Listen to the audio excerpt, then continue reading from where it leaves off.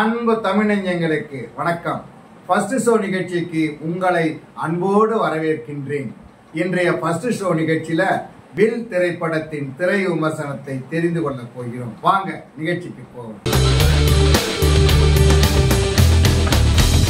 ஒரு மோசடி பேருவழியின் பொய்யான வழக்கின் பின்னணியை கண்டறிகிறார் ஒரு நீதிபதி.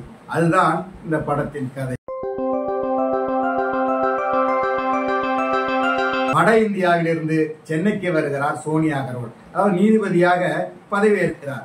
வந்ததுமே முதல் கேஸே அவருக்கு சந்தேகத்தை ஏற்படுத்துது. அது என்னன்னாக்க, சித்தூரை சேர்ந்த ஒரு பெரும் பணக்காரர் தனது சொத்துக்களை சமமாக 2 மகன்களுக்கும் பிரித்து கொடுத்திருப்பார். சென்னையில வசதியான ஒரு அடுக்குமாடி குடியிருப்புல 2 கோடிக்கு மேல் விற்பனையாகக்கூடிய ஒரு பிளாட்டை ஸ்ரத்தா அப்படிங்கிற பொண்ணு மேல எழுதியிருப்பார். அந்த ஸ்ரத்தாவுக்கே தெரியாம அவருடைய மகன்கள் ஸ்ரத்தான்னு ஒரு பொண்ணை கொண்டாந்து கோர்ட்ல நிறுத்தி, இந்த பிளாட் எனக்கு வேண்டாம், எங்க அண்ணன்களுக்கு திருப்பி கொடுத்துருங்க அப்படின்னு சொல்ல வைப்பாங்க. அதனாலதான் சோனியா அகர்வாலுக்கு சந்தேகம் வருது. நீதிபதிக்கு சந்தேகம் வருவது இயல்புதானே.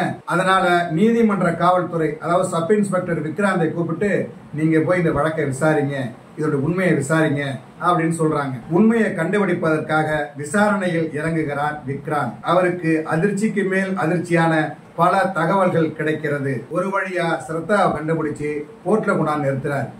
அப்ப ஸ்ரத்தாவுக்கு அந்த பெரும் பணக்காரர் ஏன் சொத்தை எழுதி வச்சாரு, ஸ்ரத்தா யார், போலியாக வந்த ஸ்ரத்தாவுக்கு என்ன தண்டனை கிடைத்தது உட்பட பல கேள்விகளுக்கு மீதி படம் பதில் சொல்கிறது.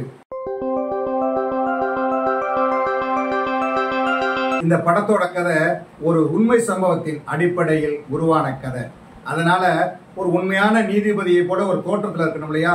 வட இந்தியாவில் இருந்து சென்னையில தங்கி நீதிபதியாக இருக்கின்ற ஒரு நீதிபதி வேணும் அப்படின்னு இயக்குனர் முடிவு செஞ்சாரு. அதுக்காக நிறைய பேரை தேனார் போல இருக்கு. சோனியா அகர்வால் அதுக்கு பொருத்தமா இருப்பாங்க அப்படின்னு முடிவு பண்ணிருக்காரு. ஏன்னா பெண் பிரச்சனையை பெண் அலசினாதான் நல்லா இருக்கும் அப்படின்னு நினைச்சிருக்கிறாரு. அதனால சோனியா அகர்வால இந்த படத்துல நீதிபதியாக நடிக்க வைத்திருக்கிறார். நீதிபதிக்கு பொருத்தமாக இருக்கிறார் சோனியா அகர்வால். அவரது பேச்சு, லுக்கு எல்லாமே ஒரு நீதிபதிக்கான உண்மையை தருகிறது. அந்த அளவுக்கு சோனியா அகர்வாலும் இறங்கி நடிச்சிருக்கிறாரு. அற்புதமான நடிப்பை தந்திருக்கிறாரு. இந்த படத்தின் கதாநாயகியாக ஸ்ரத்தா என்கிற கதாபாத்திரத்தில் அலக்கியா நடிச்சிருக்கிறார். அவரது அப்பா செய்யும் தவறால் அவருக்கு ஏற்படும் துயரமும், அதனை தொடர்ந்து அவர் எடுத்துக்கொள்ளும் வாழ்க்கை முறையும், அதன் பிறகு வழக்கும் என ஒரு பிரச்சனைக்குரிய கதாபாத்திரம். அந்த கதாபாத்திரத்தை உள்வாங்கிக் கொண்டு ஸ்ரத்தாவாகவே தெரிகிறார் அலக்கியா. அதற்காக நிறைய மெனக்கெட்டிருக்கிறார். இயல்பான முகம், இயல்பான நடிப்பு, வேதனையை வெளிப்படுத்தும் விதம், இப்படி எல்லா இடங்களிலும் அந்த பாத்திரமாகத்தான் தெரிகிறார். காவல்துறை சப் இன்ஸ்பெக்டராக நடித்திருக்கிறார் விக்ராந்த். அவர் வருகைக்கு பிறகுதான் படம் வேகம் எடுக்கிறது. ஆக்ஷன், விசாரணை, உதவுகின்ற குணம் என படம் முழுக்க பயணிக்கிறார். இந்த படத்தை பொறுத்த வரைக்கும் எனக்கு 4 பாட்டு வேணும், 4 ஃபைட் வேணும் அப்படிலாம் இல்லாம, கதைக்கு என்ன தேவையோ, கதைக்கு முக்கியத்துவம் கொடுத்து என்ன இருக்குதோ அதுதான் நடிச்சிருக்கிறார். கதாநாயகின் அப்பா, அம்மா, சகோதரர், கதாநாயகின் மாமனாராக வரும் மோகன்ராம், வங்கி மேலாளராக வரும் லொல்லு சபா சாமிநாதன், இப்படி படத்தில் நிறைய பேர் நடித்திருக்கிறார்கள். எல்லோருமே அந்த பாத்திரமாகவே தெரிகிறார்கள். இந்த படத்திற்கு டி.எஸ். பிரசன்னா ஒளிப்பதிவு செய்திருக்கிறார். இந்த கதை நமக்கு நெருக்கமா இருக்குது, படம் நமக்கு நெருக்கமா இருக்கு அப்படின்னு சொன்ன இல்லையா. அதுக்கு காரணம் இவருடைய ஒளிப்பதிவு. பிளாஷ்பேக் காட்சிகள் மூலமாக பல காட்சிகள் விரிகிறது. சஸ்பென்ஸ் உள்ள கதை, அதை சுவாரஸ்யம் குறையாமல் படத்தொகுப்பு செய்திருக்கிறார் எடிட்டர் தினேஷ். இந்த படத்திற்கு இசையமைத்திருக்கிறார் சோனியா அகர்வாலின் சகோதரர் சௌரப் அகர்வால். அதாவது படத்துக்கு தேவையான இசை என்னவோ அதை தான் தந்திருக்கிறார். கதை விட்டு வெளியே போகாத அளவுக்கு அப்படி ஒரு இசை. இந்த படத்தின் கதை எழுதி இயக்கி இருக்கிறார் எஸ். சிவராமன்.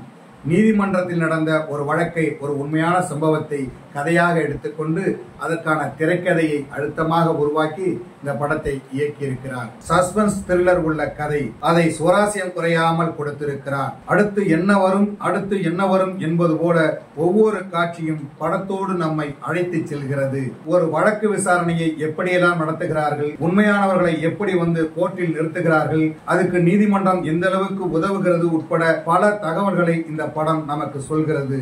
அப்படி தனது திறமையை இந்த படத்தின் மூலம் நிரூபித்திருக்கிறார் இயக்குனர் எஸ். சிவராமன். இந்த படத்தை பொறுத்த வரைக்கும் சோனியா அகர்வால் முக்கியமானவரா, விக்ராந்த் முக்கியமானவரா, சரத்தாவாக நடித்த அலக்கிய முக்கியமானவரா அப்படின்லாம் இல்லை, கதை தான் முக்கியம். கதை என்ன கேட்குதோ அதை தான் சொல்லியிருக்கிறாரு இயக்குனர். படத்தை பார்க்கும்போது கொஞ்சம் கூட விறுவிறுப்பு குறையாம படத்தோட நம்ம பார்க்கலாம், அந்த அளவுக்கு இந்த படம் அமைஞ்சிருக்கிறது. அதனால நல்ல திரைக்கதையை விரும்பும் ரசிகர்கள் இந்த படத்தை நன்றாக போய் பார்க்கலாம். என்ன நேயர்களே, வில் திரைப்படத்தின் திரை விமர்சனத்தை தெரிந்து கொண்டீர்களா? சரி, தமிழ் வலைக்காட்சியை தொடர்ந்து பாருங்கள். தமிழ் வலைக்காட்சியை லைக் பண்ணுங்க, ஷேர் பண்ணுங்க, கமெண்ட் பண்ணுங்க, சப்ஸ்கிரைப் பண்ணுங்க. தமிழ் வலைக்காட்சியின் புதிய அப்டேட்டுகள் உடனுக்குடன் உங்களுக்கு தெரிய வர அருகில் உள்ள பெல் பட்டனை மறக்காமல் அமுக்குங்க. கலை இலக்கியம் யாவும் மக்களுக்கு.